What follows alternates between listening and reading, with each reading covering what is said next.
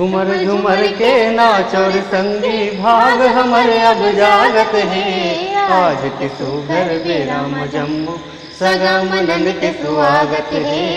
आज के सुघर बेराम जम्मू सगा मनन के सुआगत है।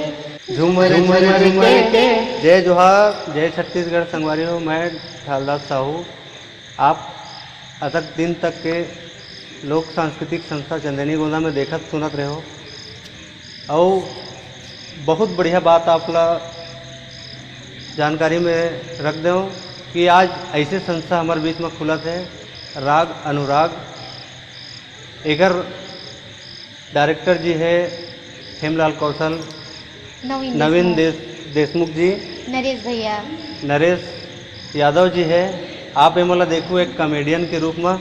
और हमला ये बात की खुशी है कि वो संस्था में हमला दोनों झन ला गाना गाए के मौका मिला है। जय जोहार संगवारी हो, मैं बारी देवदास बुलात हूँ।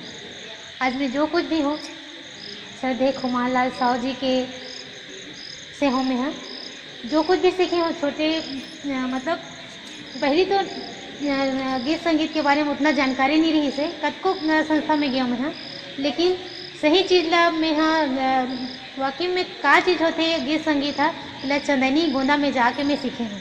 श्रद्धेय खुमान लाल जी साहू के सानिध्य में हमला ऐसे प्यार दुलार मिली।